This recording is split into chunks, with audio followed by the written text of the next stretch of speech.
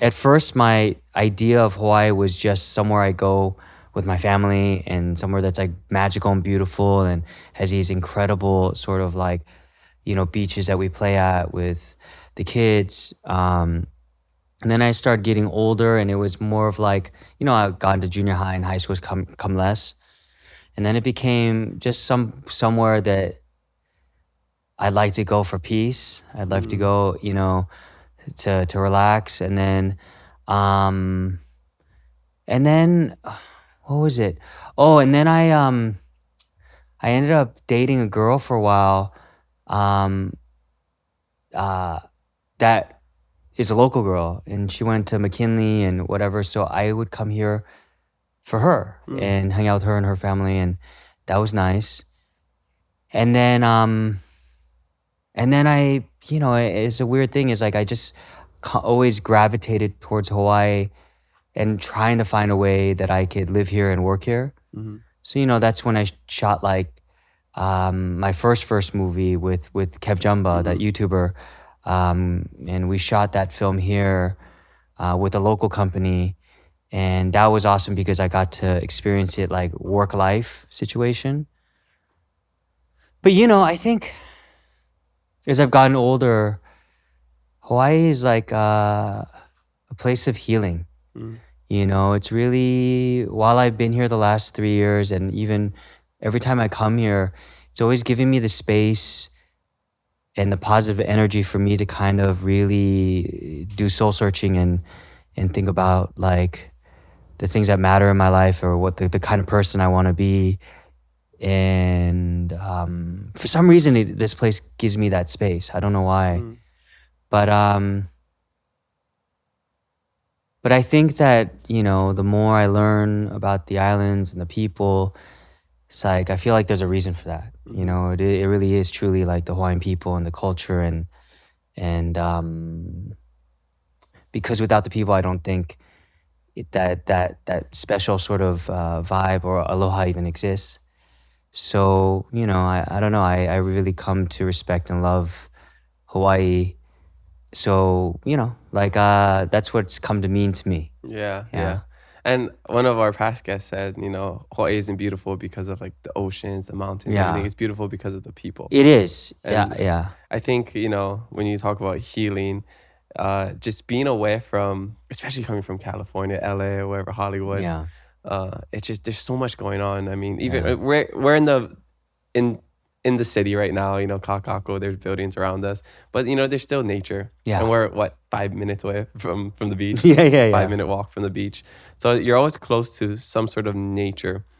And I think that has a lot to do with just humans in general, because we're supposed to be outside. Yeah. We're not supposed to be trapped in these concrete Yeah. boxes. So I think when people come to Hawaii and they're finding the healing, I think it's really just getting closer to nature. Yes. And what's more innate and primitive as humans to us. Yeah. And that's the thing that's so interesting about like my daughter is she doesn't know any different because she was so young when she came here. And so she's already adopted sort of that idea of being outdoors or whatever. And even the other day, she's like, I'm not gonna wear my shoes. And I go, okay. So we went all around town and did this and that. And she just feels comfortable like that, and she just feels so comfortable being outside. And, so I think, I truly, I agree with you. It's just like, it is the people and it is being connected to nature, and there's no way around it in Hawaii unless if you just like stay in your house all day. Yeah, you just play video games all day on Twitch. Yeah. Oh man, that's so cool. So your family's integrated, they're loving it here. Yeah. You're loving it here. Yeah. How long do you plan to stay here? Forever. Yeah. Yeah. I mean, this is home. This is home. It's always. It took me a long time to figure out how to make it home, because there was always like, if you're not born and raised here, it's really hard to find a way to make it work for you in terms of like financially, because that's one thing.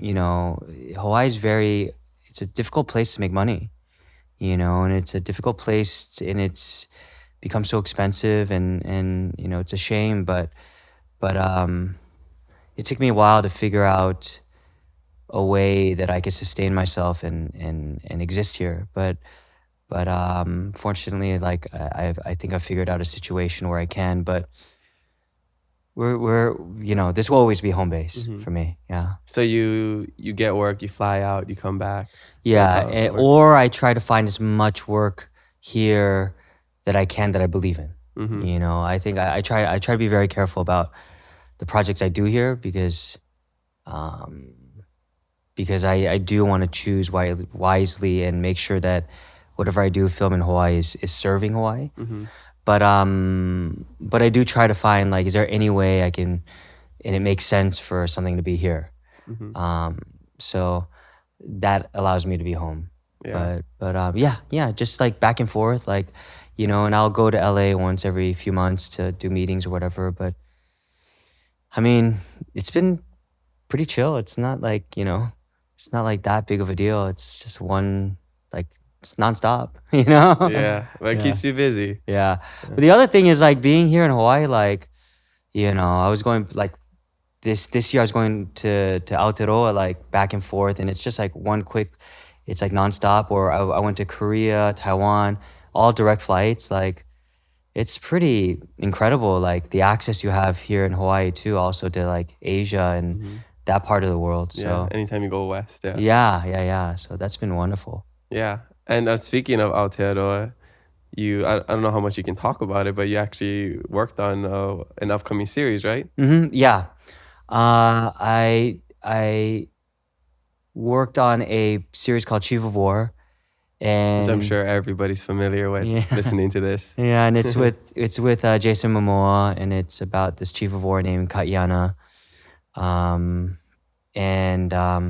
Yeah, it's his story. It's based, through historical facts and set in the late 1700s, like mostly pre-contact. It's after Cook, but like real sort of Like the monarchy. Yeah. But yeah, so we shot a bunch of it here, and then we shot a bunch of it in Aotearoa, and beautiful. Like, I'm so thankful I was a part of that, because we're still doing it, but I'm so thankful I'm a part of it, because especially living here now, it gave me an opportunity to really, like, deep dive and learn and be surrounded by it all.